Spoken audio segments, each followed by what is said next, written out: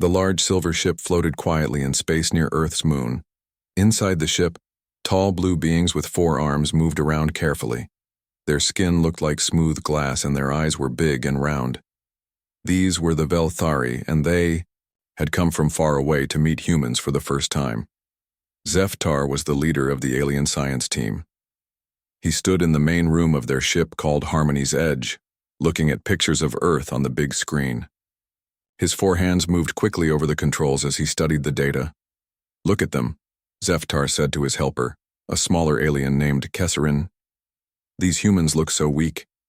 Their skin is so thin you can see their blood moving under it. They have no claws, no sharp teeth, no poison. How did they even survive on their planet?" Kesserin moved closer to the screen. "Maybe they are very smart. Smart species don't need to be strong." On the screen, they watched videos that humans had sent to welcome them. The videos showed cities, farms, and people walking around doing normal things. Everyone looked peaceful and happy. A small ship came from Earth and connected to the alien vessel. The airlock opened with a soft sound. 3 humans walked inside wearing clean blue uniforms. They moved slowly and kept their hands where the aliens could see them. The first human was tall with short brown hair. "Hello," he said in a calm voice. "I am Commander Jake Morrison from Earth Defense. This is Dr. Alex Carter, our science leader, and Lisa Hayes, who speaks for our government." Zeftar had studied human language for months. He spoke carefully in English. "Welcome to our ship. We are happy to meet your species. I am Zeftar, chief researcher for the Velthari people." Dr. Alex Carter stepped forward. He was older with gray hair and kind eyes. "We brought gifts from Earth," he said, holding out a small box. "Music, art, and stories from our world. We hope you will like them." The aliens were pleased. In their culture, giving gifts meant you wanted peace. Zeftar took the box with 2 of his hands. "Thank you. We also have gifts for you. Please come see our ship." As they walked through the halls, Lisa Hayes talked about Earth. She had long red hair and spoke in a friendly way. "Our planet is beautiful," she said. "We have many different places. Hot deserts, cold mountains, green forests. People live all over the world in peace." "Peace is good," said Kesserin. "The Velthari love peace. All species in our group love peace. No fighting, no war, just working together." Commander Jake Morrison nodded. "That sounds wonderful. Humans want peace too. We solve problems by talking, not fighting." This made the aliens very happy. They had been worried about meeting a dangerous species. But these humans seemed perfect for their peaceful group of planets. They came to a big room with comfortable chairs. Zeftar asked the humans to sit down. "Tell us about your history," he said. "How did humans become so civilized?" Dr. Carter smiled. "We learned that working together is better than working alone. Our people discovered science, art, and music. We built cities and schools. We take care of each other." "What about your entertainment?"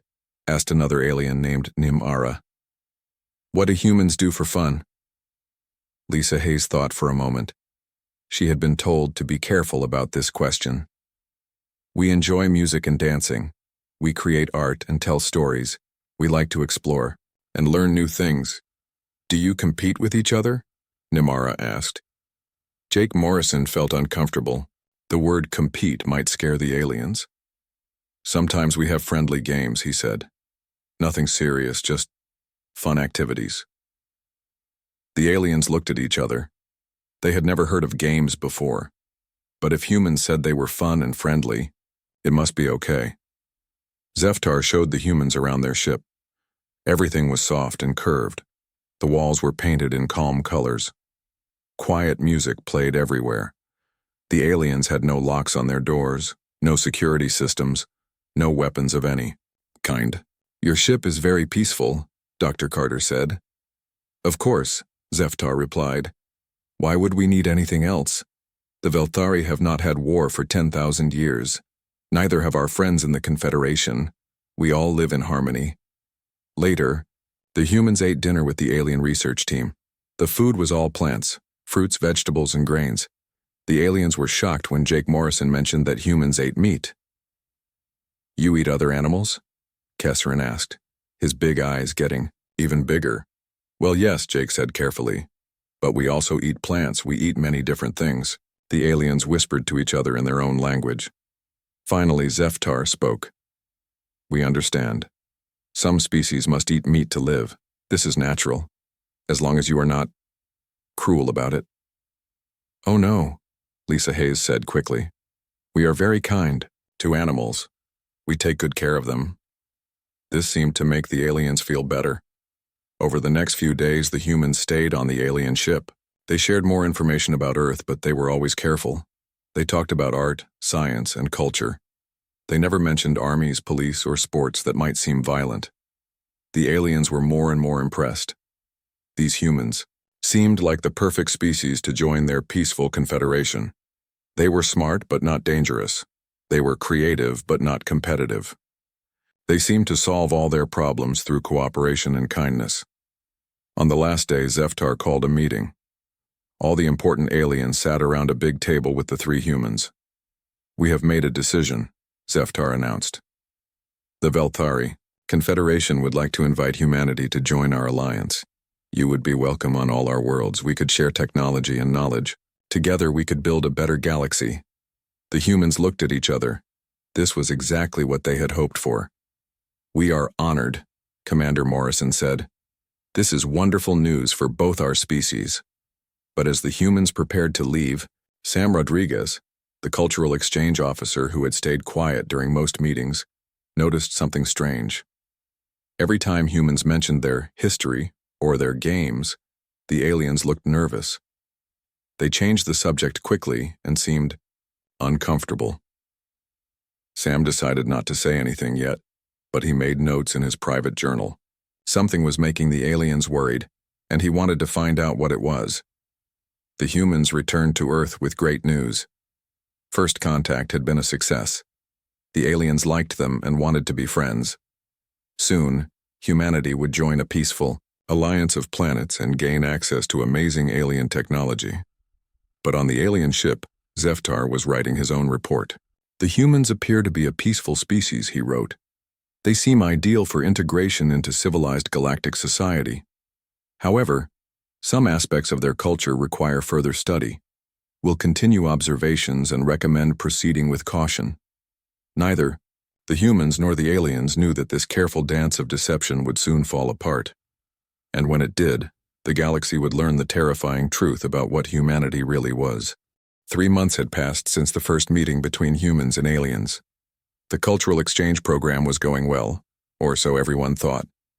A team of 12 humans now lived on the Velthari research station, sharing information about Earth and learning about alien technology. Dr. Kate Sullivan stood in the main presentation room, showing pictures of Earth's oceans to a group of fascinated aliens. She was a marine biologist with curly blonde hair and bright green eyes. The aliens loved learning about water creatures because most of their worlds had only small lakes. "The oceans cover most of Earth," Kate explained, pointing at the big screen. "Many amazing animals live there. Whales, dolphins, sharks, and millions of fish species." The aliens made soft sounds of wonder. Zeftar raised one of his 4 hands. "How do these animals survive? The ocean seems dangerous." Kate smiled. "Nature has a balance. Some animals eat plants, others eat smaller animals. It's called a food chain." She clicked to the next picture. "For example, small fish eat tiny plants, big fish eat small fish, sharks eat big fish." Kesserin looked worried. "The sharks kill other fish?"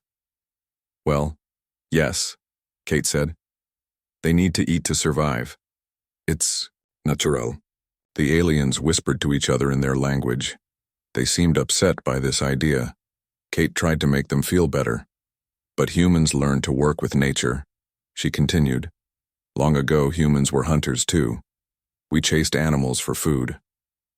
The room became very quiet. Every alien eye was looking at Kate now. "Chased?" asked Nimara slowly. Kate realized she might have said something wrong, but it was too late to stop. "Yes, humans were persistence hunters. We couldn't run as fast as deer, or antelope, but we could run for a very long time. We would chase an animal for hours, sometimes all day, until it got too tired to run anymore. Then we could catch it. The silence in the room was scary. The aliens looked shocked and frightened. Their big eyes were even bigger than usual. You chased other creatures until they collapsed? Zeftar asked in a whisper. It was a long time ago, Kate said quickly.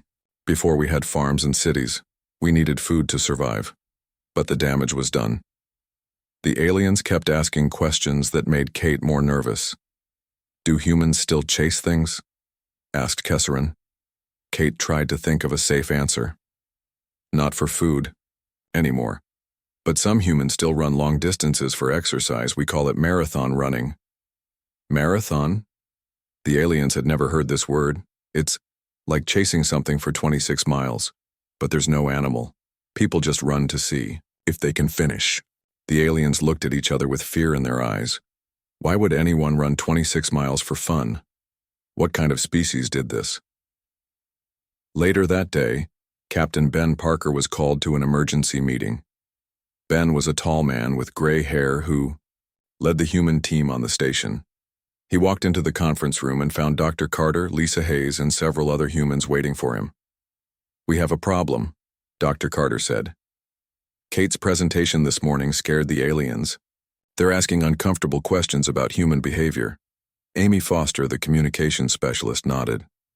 I tried to fix things by explaining that running is just exercise for humans. But I think I made it worse. What did you tell them? Ben asked. Amy looked embarrassed. I said humans like to push their bodies to the limit.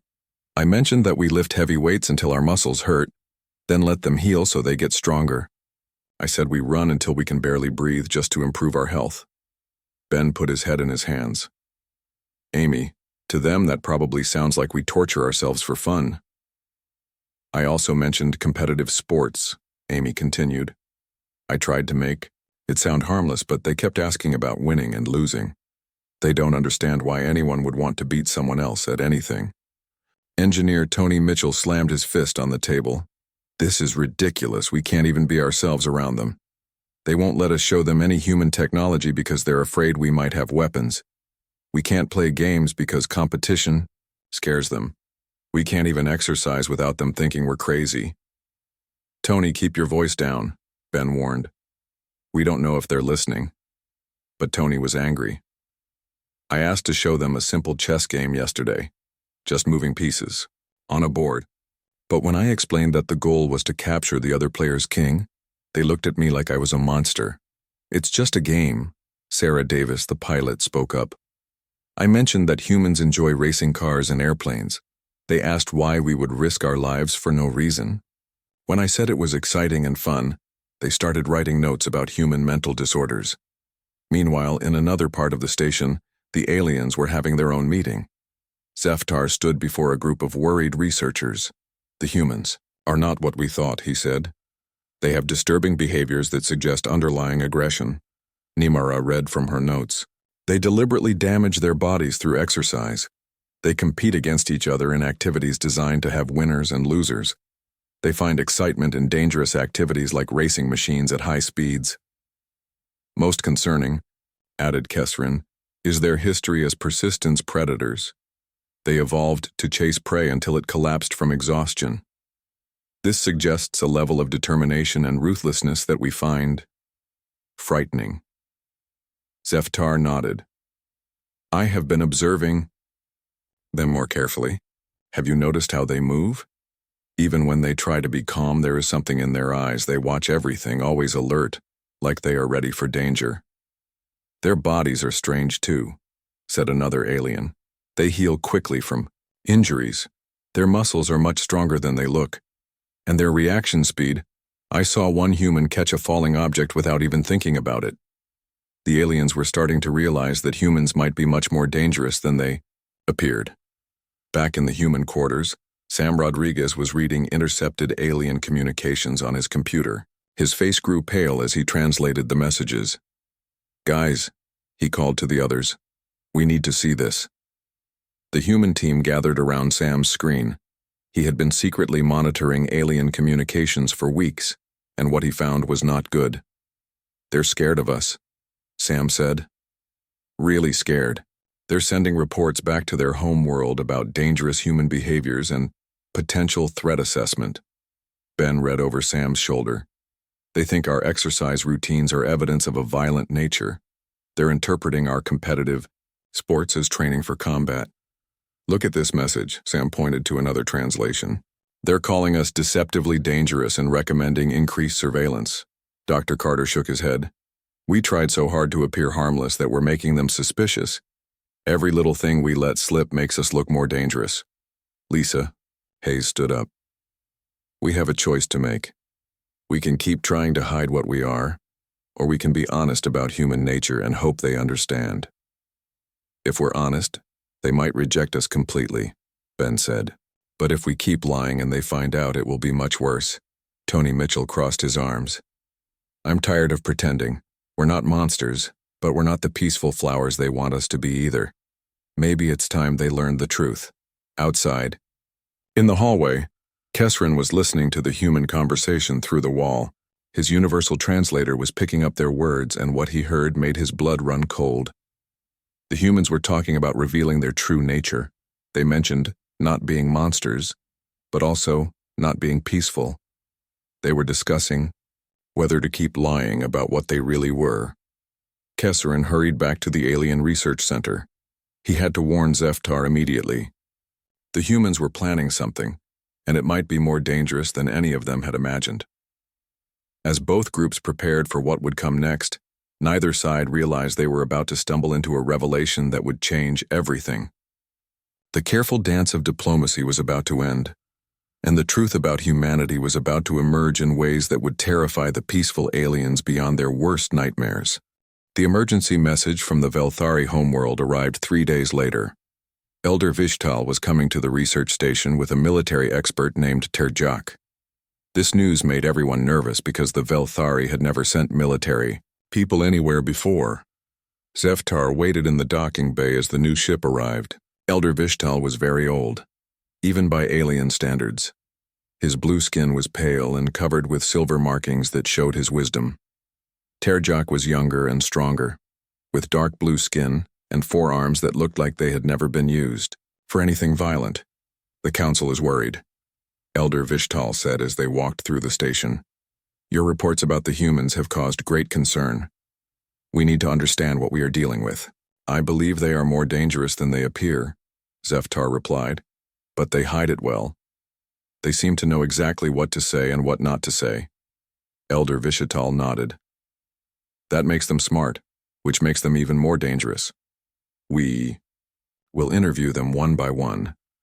I want to understand their minds. The first interview was with Julie Morgan, the art historian. She was a small woman with short black hair and a friendly smile. She sat across from Elder Vishital in a quiet room, thinking this was just another cultural exchange meeting. Tell me about human stories, Elder Vishtal said gently. What kind of tales do your people enjoy? Julie's eyes lit up. Oh, we have wonderful stories. Epic adventures where heroes overcome impossible odds. Tales of brave people fighting against evil. Stories about individuals who stand up for what is right, even when everyone else is against them. Elder Vishtal made notes on his pad. These heroes, they fight? Well, yes, Julie said. They have to overcome challenges. Sometimes that means physical fighting, but it's always for a good cause. They protect innocent people and defeat bad guys, Julie tried to explain. People who hurt others or try to take over the world. The heroes stop them and save everyone. Elder Vishital was quiet for a long moment. So humans enjoy stories about violence and conflict? It's not about the violence, Julie said quickly. It's about good winning over evil. It's about never giving up, even when things look hopeless. But to Elder Vishtal, this sounded like humans were training their minds for war from childhood. Stories that celebrated fighting and conflict were completely alien to his peaceful culture. The next interview was with Dr. Mike Chen, a child psychologist. He was a calm man who worked with young humans back on Earth. Tell me about human children, Elder Vishital said. How do they learn? Mike smiled. Children learn through play. They love games and activities that challenge them. What kind of games? All sorts. Sports where teams compete against each other. Board games where players try to win. Video games where they solve problems and overcome obstacles. Elder Vishtal felt cold fear in his stomach. They learned to compete as children. Competition teaches important lessons, Mike explained. How to work hard, how to handle losing, how to be gracious when you win. It builds character. And if a child loses, they learn that losing is part of life. They try harder next time. Some of our greatest people failed many times before they succeeded. To Elder Vishatal, this was horrifying. Human children were being taught that some people won and others lost. They were being prepared for a world of conflict and competition from their earliest years. The interviews continued. Ryan Bell, the security chief, made things much worse when he casually mentioned police officers. What are police? Elder Vishatal asked. People who keep the peace, Ryan said. They stop criminals and protect innocent citizens. How do they stop criminals? Ryan realized this was a dangerous question, but he had to answer honestly. They have the authority to arrest people who break the law. Sometimes criminals don't want to be arrested, so police have to use force. Force? Physical restraint. Sometimes weapons if the criminal is dangerous. Police are trained to use the minimum force necessary, but they have to be able to protect themselves and others. Elder Vishtal was writing furiously. Humans had a whole class of people whose job was to use violence against other humans. This was beyond anything in Velthari experience. Meanwhile, the humans were starting to notice the increased attention. Laura Kim, the communications officer, discovered that their private messages were being intercepted and analyzed. They're studying everything we say, she told Captain Ben Parker. Every conversation, every casual comment, they're recording it all. Engineer Dan Wright found hidden scanning devices in the human quarters. They're monitoring our heart rates, brain activity, even our sleep patterns. They're treating us like dangerous animals in a zoo. The breaking point came when Elder Vishtal asked to speak with Professor Helen Brooks, the historian. Helen was an elderly woman with white hair who had spent her life studying human history. She believed strongly in honesty and education. Want to understand human history, Elder Vishatal said. Tell me about your past before you reach the stars. Helen thought for a moment. Human history is complex. We've made mistakes, but we've also accomplished amazing things. We've overcome great challenges and learned important lessons. What kind of challenges? Helen decided to use World War II as an example of humans overcoming evil. She thought it would show how humans could unite against a common threat. In the 1940s, there was a terrible war, she began. Evil people tried to take over the world and hurt innocent people, but good humans from many countries came together to stop them. Elder Vishatal leaned forward. Tell me about this war. Helen described the conflict in detail. She talked about millions of soldiers fighting across the world. She explained about tanks, airplanes, and ships built just for fighting. She mentioned the Holocaust, where millions of innocent people were killed. As she spoke, Elder Vishtal's face grew paler and paler. The other aliens in the room looked sick. This was not just a small conflict or disagreement. This was industrial-scale warfare involving the entire human species. How many died?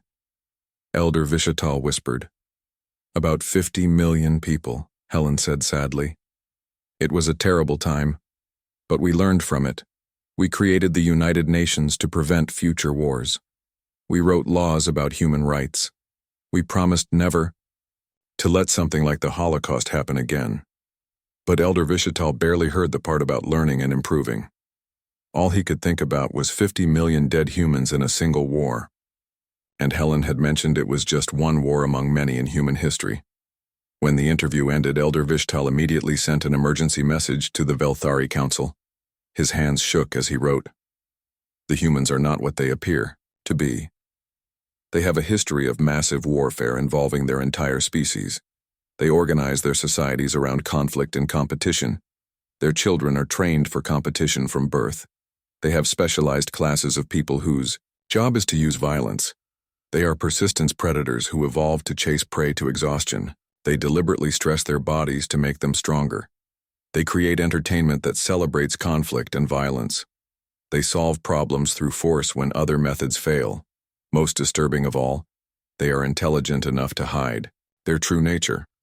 They know exactly how to appear peaceful while concealing their capacity for violence. I recommend immediate quarantine protocols. These beings may represent the greatest threat our Confederation has ever encountered. Back on the Velthari homeworld, the Council read Elder Vishtal's report with growing horror. An emergency session was called. For the first time in their peaceful history, they began to discuss what to do about a potentially dangerous species. The humans, unaware of the storm building around them, continued their daily routines. But some of them noticed that the aliens were treating them differently now. The friendly conversations had stopped. The cultural exchanges had ended. Armed alien guards had appeared in the hallways for the first time. Captain Ben Parker called a meeting of the human team. "Something's changed," he said. "They're scared of us, and scared people make bad decisions. We need to figure out what's happening before the situation gets out of control." None of them knew that Elder Vishatal was already preparing for the most comprehensive investigation in Velthari history. They were about to learn things about human civilization that would change everything they thought they knew about their new friends. The peaceful first contact was about to become something much more dangerous. The Velthari council chamber was filled with panicked voices. Thousands of aliens from different worlds had gathered for an emergency session. The large dome-shaped room, usually calm and peaceful, now buzzed with fear and worry. Fleet Admiral Quintar stood at the center, reading Elder Vishtal's report for the third time. His silver skin was pale with shock. Around him, council members from 12 different peaceful species whispered nervously. 50 million deaths in a single war, said Council Leader Yarath, her voice shaking. How is this possible? How can any species survive such violence? That's not the worst part, Admiral Quintar replied. According to the report, this was just one war among many. The humans have been fighting each other for thousands of years. Another council member, Elder Desark from the plant-like Verdani species, raised his branches in alarm. They train their children for competition. They organize their society around conflict. What kind of monsters are they? We need more information, Admiral Quintar decided. Deploy our deep space scanners. I want to see Earth for ourselves. The Velthari had technology that could look at planets from very far away. They had never used it to spy on other species before. But these were not normal times. Fear made them do things they had never done. 2 days later, the scanning results came back. What they found made the entire council fall silent with terror. Earth's surface was covered with military bases, huge areas where humans practiced fighting, buildings full of weapons, training grounds where humans learned to use violence. The aliens watched in horror as they saw boxing matches, where humans hit each other for entertainment. They saw mixed martial arts where fighters wrestled and struck each other until one gave up. They fight each other for fun, whispered Council Leader Yarath. This is not just survival. This is not just history. They enjoy violence. But the most frightening discovery was still to come. The scanners found thousands of nuclear weapons hidden around Earth. Bombs powerful enough to destroy entire cities. The humans had built enough weapons to destroy their own planet many times over. They live surrounded by weapons of mass destruction, Admiral Quintar said, his voice filled with disbelief. Any other species would have destroyed themselves long ago, but humans just continue living normally. How many other species could sleep peacefully knowing they could end their world at any moment? Asked Elder Desark. What kind of minds can handle that kind of stress? The answer was clear and terrifying.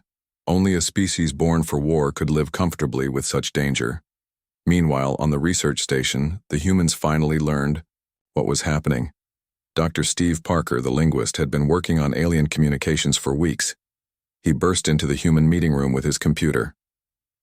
I've broken their security codes, he said, breathing hard. You need to see this. Captain Ben Parker and the other humans gathered around Steve's screen. What they read made their hearts sink. They know everything, Ben said quietly. Our military bases, our weapons, our history. They've been scanning Earth without telling us. Dr. Alex Carter looked at the translated messages. They think we're monsters. Look at this report. They're calling us deceptively dangerous and a species born for war. Lisa Hayes read another message. They're debating whether to attack us first before we become a threat. Some of them want to destroy our entire planet. Tony. Mitchell slammed his fist on the table. This is insane. Yes, we have weapons, and yes, we've had wars, but we're not evil. We came here in peace. They don't see it that way, Amy Foster said, reading more messages. To them, everything about us screams danger. Our competition, our sports, our history, even our entertainment. They think we're pretending to be peaceful while planning to attack them. Sarah Davis stood up. We have to do something. If they attack Earth, billions of innocent people will die because of a misunderstanding. Dr. Kate Sullivan looked guilty. This is my fault. If I hadn't mentioned the persistence hunting, none of this would have happened. No, Captain Ben Parker said firmly. This was going to happen eventually. We can't hide what we are forever. The question is, what do we do now? Sam Rodriguez had been quiet, but now he spoke up. We tell them the truth. All of it. Not just the parts that make us look good. That's crazy, Tony said. If they're already scared of us, the whole truth will make them more scared. Or maybe it will help them understand, Sam replied. Right now, they're making up stories about what we are. Maybe the real story is better than what they're imagining. Dr. Carter shook his head. The real story includes nuclear weapons, world wars, and thousands of years of violence. How is that better? Because the real story also includes why we fight, Sam said. We don't fight because we're evil. We fight to protect people we love. We fight against things that threaten our families, our freedom, our values. Ben looked around the room at his team. Steve, can you send a message to Elder Vishtal? Tell him I want to meet with him and Admiral Quintar. Tell him we have something important to say. What are you going to tell them? Lisa asked. Everything, Ben said. No more secrets, no more careful words. If they're going to judge us, they should judge us based on who we really are, not their fears about what we might be. The message was sent, and the reply came back quickly. Elder Vishtal would meet with them, but Admiral Quintar would join by video link from the homeworld. The entire Velthari Council would be watching. As the humans prepared for what might be their last chance to prevent a war, they knew they were taking a huge risk. The truth about humanity was not pretty. It included violence, warfare, and weapons that could end worlds. But it also included something the peaceful aliens had never experienced. It included the choice to be better than their nature demanded. It included the decision to protect rather than destroy. It included the courage to stand up against evil, even when the cost was terrible. What if they don't understand? Amy asked, as they walked toward the meeting room. Then at least we'll face the consequences honestly, Ben replied. No more lies, no more pretending. If humanity is going to be judged, let it be for what we really are. Behind them, hidden cameras recorded their conversation. Elder Vishatal was listening to every word. The phrase, face the consequences, terrified him. The humans were preparing for something, and he was afraid to find out what it was. In a few hours, both species would learn that the truth was more complex and more dangerous than either of them had imagined. The peaceful aliens would discover that their new friends were everything they feared and more. But they would also learn something about humanity that would change their understanding of the galaxy forever. The final confrontation was about to begin, and nothing would ever be the same. The main conference room had never felt so tense. 12 humans sat on one side of the long table, facing Elder Vishatal and his research team. On the wall screen, Admiral Quintar watched from the Velthari homeworld, along with the entire Galactic Council. Captain Ben Parker stood up slowly. His hands were steady, but everyone could see the weight of the moment on his shoulders. The fate of two species might depend on what happened in the next hour. Elder Vishtal, Ben began. You are right to be afraid. We are everything you think we are and more. The aliens shifted nervously in their seats. Admiral Quintar leaned forward on the screen, his 4 hands gripping his chair.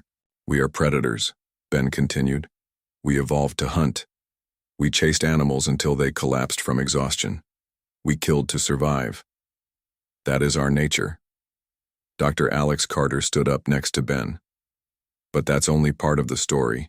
Yes, we compete. With each other. Yes, we fight. Yes, we build weapons. But you need to understand why. Elder Vishtal spoke carefully. Explain. Dr. Carter gestured to Professor Helen Brooks. Helen, tell them about the Holocaust again.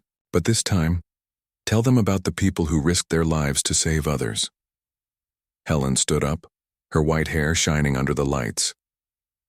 During World War II, millions of innocent people were being killed by evil humans, but other humans fought back. They risked everything to save strangers. Soldiers died protecting people they had never met. Ordinary citizens hid Jewish families in their homes knowing they could be killed for it. Why? Asked Kesserin. Why risk your life for strangers? Because it was right, Helen said simply. Because some things are worth fighting for. Dr. Mike. Chen stepped forward. You're afraid because our children learn to compete. But competition teaches us that losing is not the end. It teaches us to try harder, to get back up when we fall. When humans face impossible odds, we don't give up. We find a way. Tony Mitchell couldn't stay quiet anymore. You think our weapons make us monsters? Those same weapons helped us reach the stars. The rockets that could carry bombs also carried us to the moon. The technology we developed for war also gave us medicine, communication, and space travel. Engineer Dan Wright pulled out a small device. This medical scanner was based on military radar technology. The satellites that let us talk across space were first designed to watch for enemy attacks. Every tool can be used to hurt or to help. Humans learned to choose helping. Sarah Davis spoke next. You saw our nuclear weapons and were terrified. Yes, we built enough bombs to destroy our world. But we chose not to use them. For decades we lived with that power and chose peace instead. Elder Vishtal looked confused. But why build them at all? Because evil exists, Captain Ben Parker said firmly. Not all species are peaceful like yours. Not all problems can be solved with words. Sometimes you need to be strong enough to protect what matters. Sam Rodriguez stood up. You asked about human entertainment. Yes, we watch people fight. Yes, we enjoy competition. But look closer at our stories. They're about heroes who protect the weak. They're about people who sacrifice themselves for others. They're about good defeating evil. Communications Officer Laura Kim activated her tablet. I want to show you something. On the big screen appeared videos from Earth. Natural disasters, accidents, emergencies. Watch, Laura said. This is how humans really behave when people are in danger. The aliens watched in amazement as humans ran into burning buildings to save strangers. They saw people forming human chains to rescue flood victims. They watched doctors working for days without sleep to help earthquake survivors. They saw ordinary people giving food, money, and shelter to others who had lost everything. This is what humans do when people need help, Laura explained.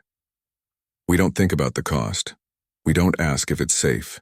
We just help. Dr. Kate Sullivan stepped forward. You're right that we're predators, but we chose what to hunt. We hunt disease, ignorance, poverty, and injustice. We chase these things with the same determination our ancestors used to chase deer. The same skills that made us good at war make us good at solving problems, added Dr. Carter. We don't give up, we adapt. We find solutions even when everyone says it's impossible. Admiral Quintar spoke from the screen.